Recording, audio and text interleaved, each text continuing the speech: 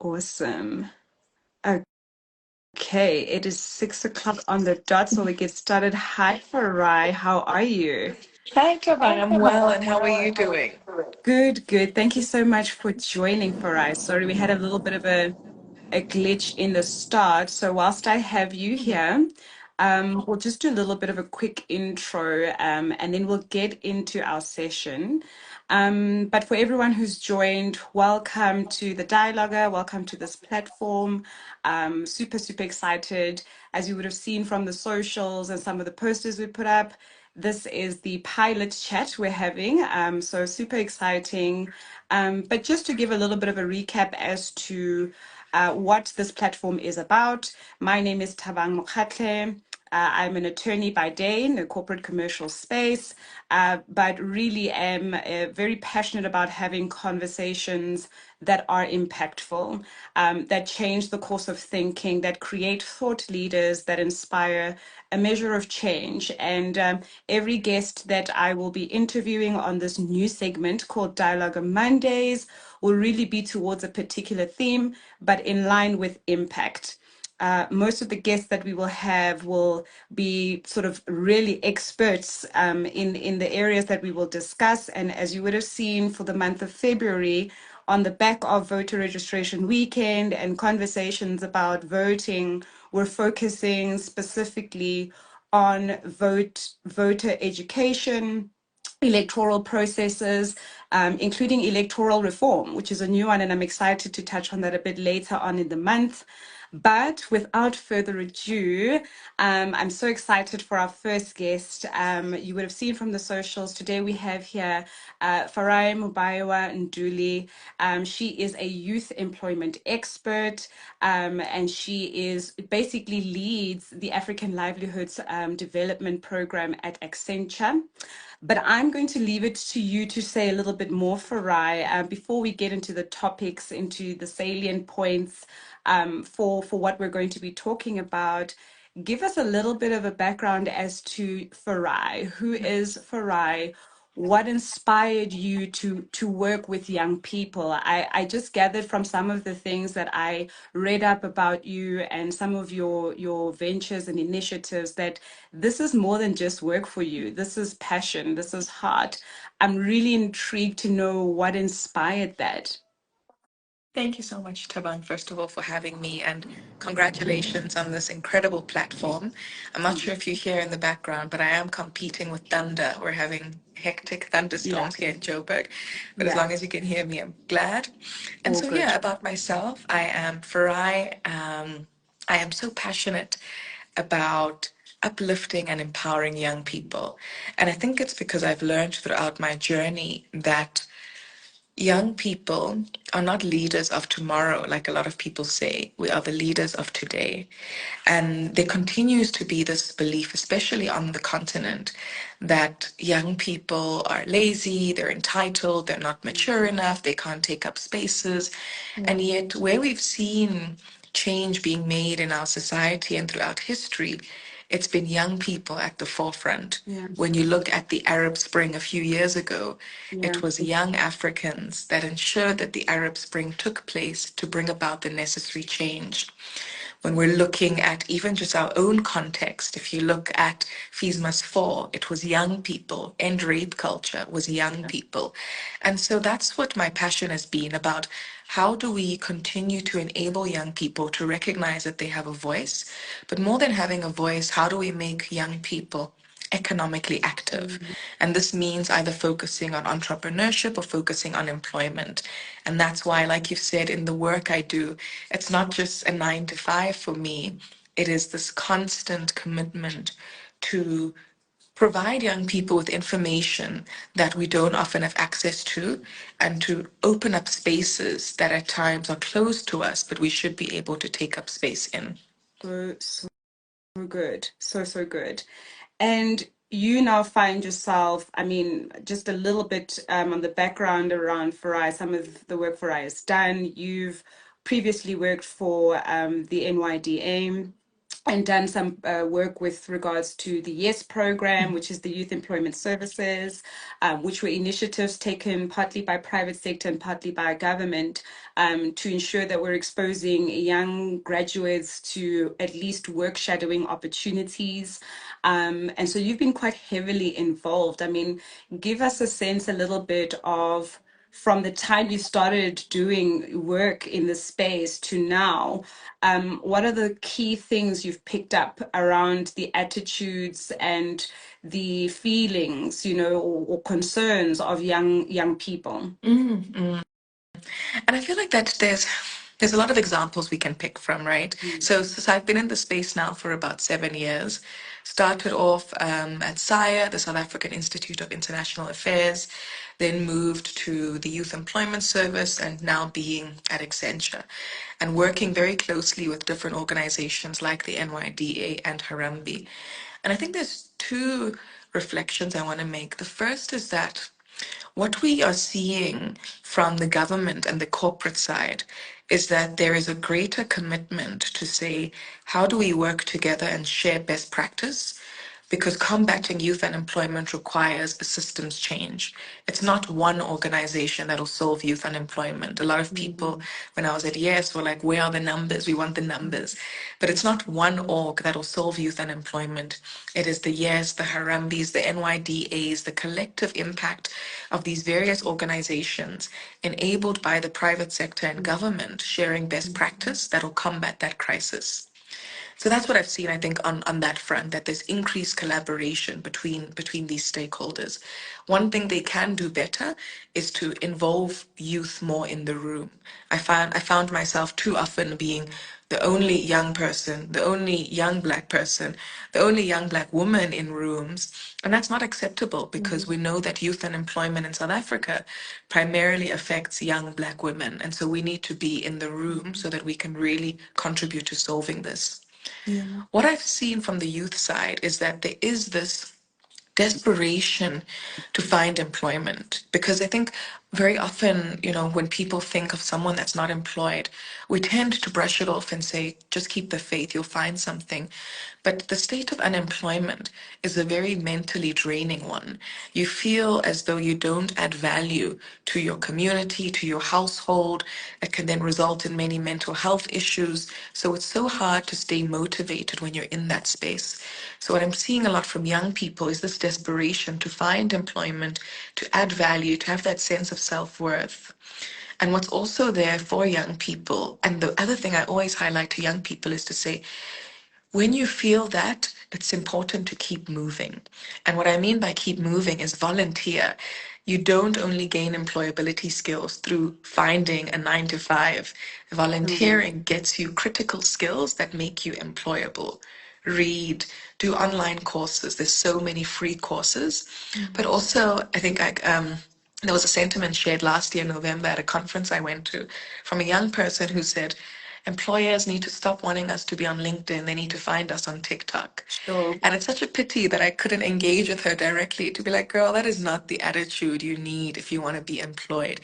Employers, some may go onto TikTok, but LinkedIn is the most trusted professional network. So also Yes. meet employers where they are. Spend less time on TikTok, more time on Sure. LinkedIn. Look at how you're updating your profile, and Yeah. that's how you increase your visibility. So there's also a sense of responsibility I feel that we need to take as young people Mm. to say, even if this is my circumstance, what can I do? Yeah.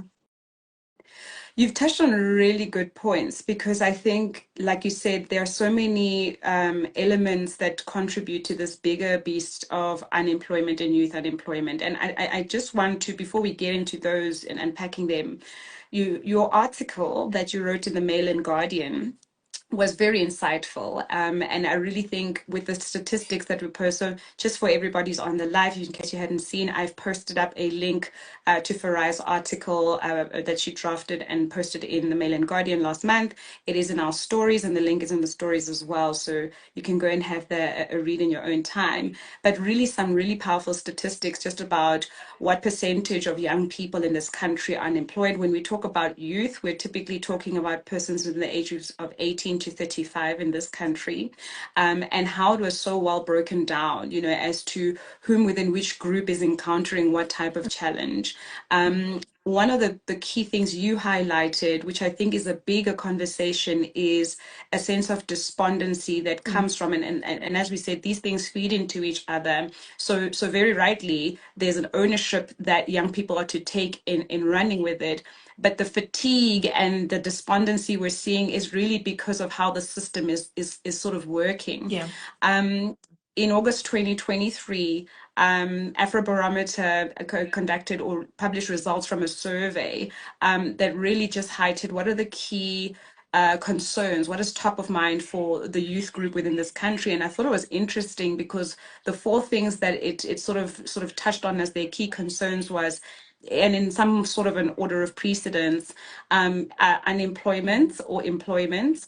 And then there was crime, electricity, and corruption, which I thought was interesting as the key issues. So it's not by mistake that we're actually having the employment conversation, because employment was raised as the number one concern amongst young people, and feeling that the opportunities are not there. But your article kind of goes further into that, because you've highlighted that we have 8.75 or 57 million unemployed young people in this country. Yeah. And the prospects of those who are actually, and those are, I think you've broken it down specifically to say 8.57 million of those who are not employed, who are not in any sort of education or training. So essentially a capital, a potential of human capital, untapped, unreached, that is sitting there. They are the more educated group within our country, as you said in your article. And so the skills and the potential and the labor sitting there, but they're the most under accessed group, employment wise, if we could say that. And so the despondency seems to come from a place of the system just doesn't favor us. I think you went further to say that there's a 20% who even make it into the workforce overall. And the balance of that, are sort of just either trying to hustle, they're trying, alternative means. And so whilst it's so true, but what are they competing with? A system that is not really favorable to even their efforts. And so again, I want us to just sort of tap into now, sort of transitioning. What are the things that, from a more policy, from a more action sort of, place at a higher level, what are the things in your view need to be structured differently? How do we really address this issue? I mean, of course, there's probably not one solution that we can get, over one chat, but from the work you do, what are you seeing as the structural things we could probably be better addressing? And I think, you've laid the context incredibly well, which is that there has to be structural change for us to see an overall change within our society. And I'd love to answer your question in two ways. One is through looking at what has to happen at the policy level and government level. The other one is looking at what has to happen at the youth level. And I want to start at the youth. For young people who are despondent about the elections, I get it. And I get it because a few years ago, if you had asked me if I was voting, I would have said, nope, I'm going to spoil the ballot. And that for me was an activist sign of showing my frustration with the government. And in those elections, I spoiled the ballot because I felt like that is me sharing my dissatisfaction at the status quo. Yeah. A few years down the line, I realized that, hang on, just because I spoiled the ballot doesn't necessarily mean that I've made a tangible change. The person who was counting the votes must have seen, okay, here's a spoiled ballot, but then what? What Yeah. is it that I actually changed? When you spoil the ballot or you don't vote, you make the pool of voters significantly smaller.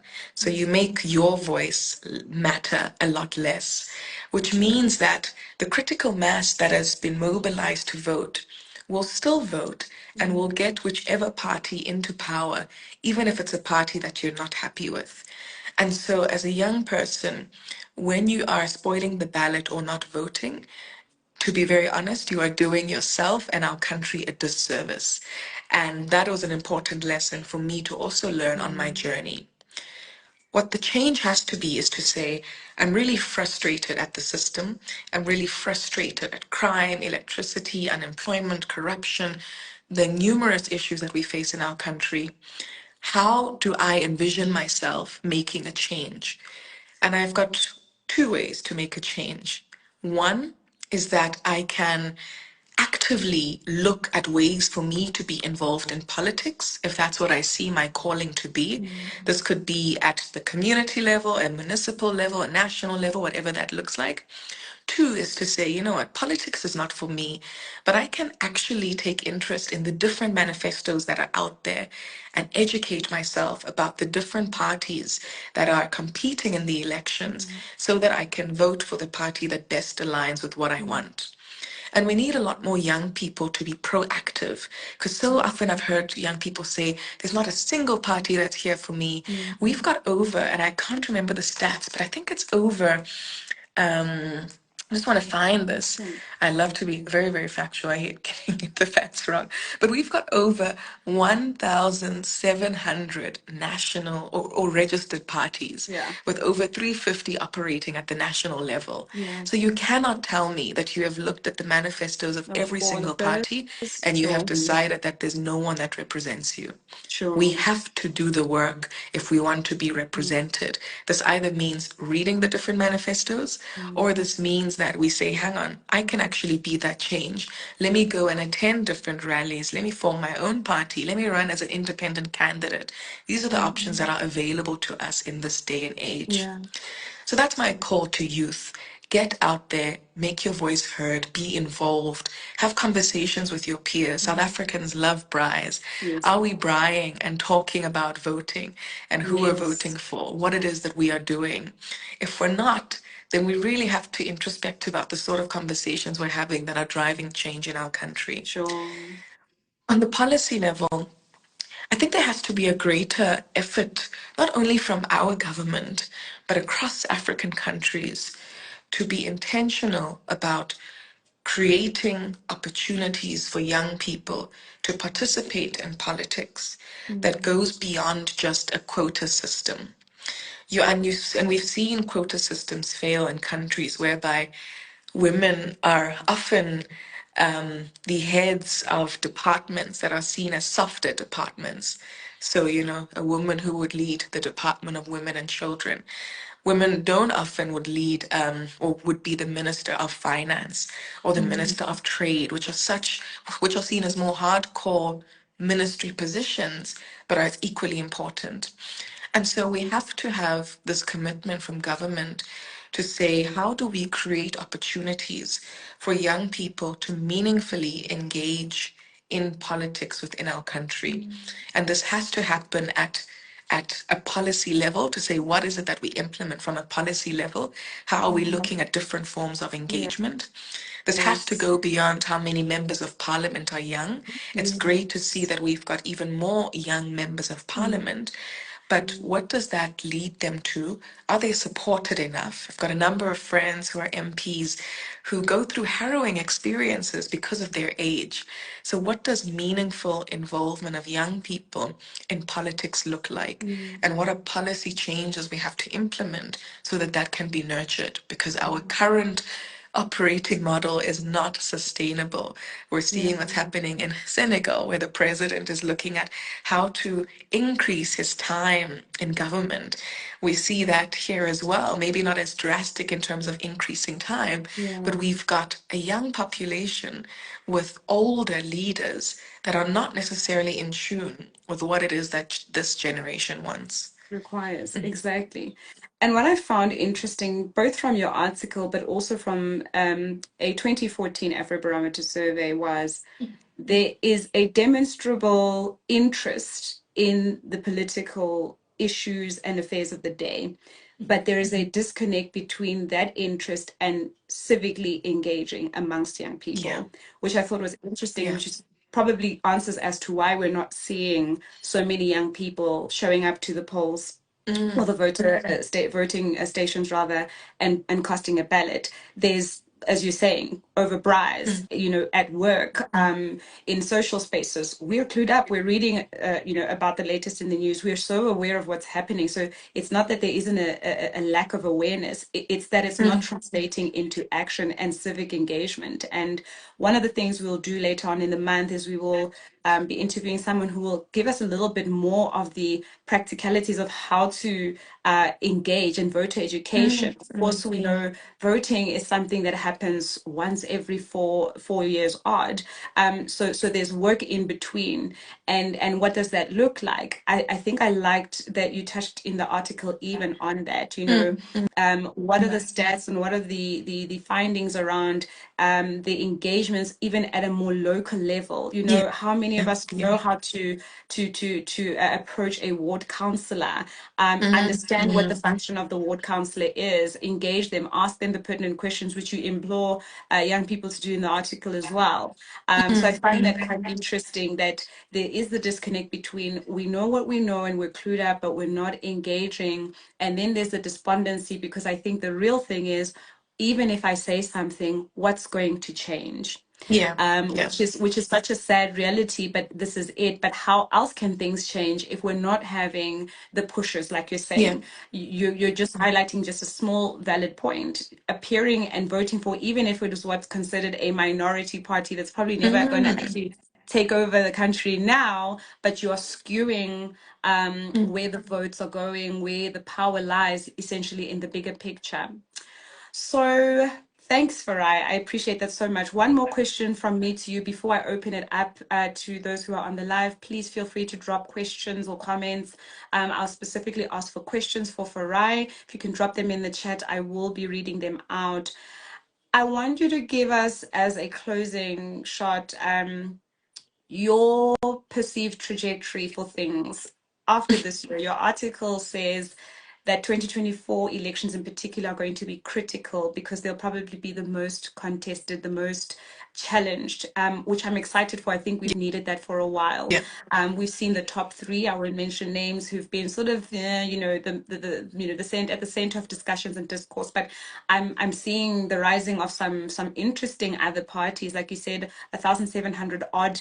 Who are now in the running. I mean, do we even know what some of their manifestos say? And that's the homework we need to do. But what is your perceived trajectory? Where do you see us between now and the next elections in terms of youth, in terms of what you predict? And we're not saying you're a prophet, but what you predict. The sort of attitudes will be based on what you think will happen, but also what type of actions you see young people taking. Yeah. Sure. I think in terms of this election, this is definitely the election that South Africa has needed for a long time. And we're going to see a lot of key changes, a lot of necessary changes in our society. And it's my hope that these changes are for the better. I do think that we will see a lot of multi-party coalitions that will come through in this election period because of the fact that we have got voters who are diversifying the vote and lessening the power that we're seeing from the ruling party. I do think that the official opposition will change. And I think that's an important thing because I feel that we need an opposition that is not just calling out the ruling party and what they're doing wrong, but that is actively providing workable solutions to build the trust of citizens. I think, and I'm trying to be as diplomatic as possible, so no one will say, "Oh my word, Farai said this," and then go into Twitter. I think as well that that in KZN we will see a very interesting dynamic, and I'm very excited about that one because of the new party that is emerged and the support that that party has gathered in such a short amount of time. And I think it's an important sort of dynamic for the province because the province itself, I mean, if you look at youth unemployment in just eThekwini alone, HIV amongst adolescent girls and young women, there are so many issues that have to be urgently addressed. And it's my hope that having a multi-party government within that province would be able to address those issues. From a youth perspective, it's my greatest hope that young people can vote because the reality is that the older people are voting. I actually laughed Yes. last week. I had oh, 2 weeks ago, I had a conversation with my grandmother, and I was like, "Have you registered to vote?" She's like, "Always. Oh, Register at the same place. I go down, I cast my vote, I get back in the sure. morning." And it's because they've built that culture of voting since 94, Yeah. because it was not something that as Black people they could action during that time. We now have got the opportunity to vote, but because we're so despondent, we then choose not Mm, to. And the unfortunate reality is that a lot of the elderly vote historically. So they vote for the party that liberated that's them, it. but that's the same party that has struggled to transition from a liberation movement to a political party. And Mm, so that then leaves our society in not the best hands because of that mhm, struggle. And so, yeah, I think there's going to be a lot of key changes that we will see, a lot of mm, important changes. My hope is that the changes on the political front will also show private South Africa that they have to be increased changes there as well.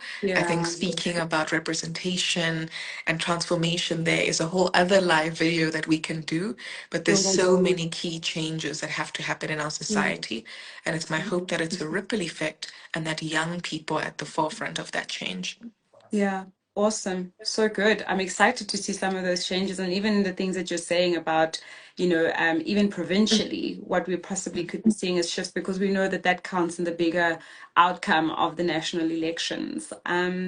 Great. I'm cognizant of our time, so I'm going to just get questions. I have one question so far. I see there's a comment. Would you save the live? Absolutely. I will save it.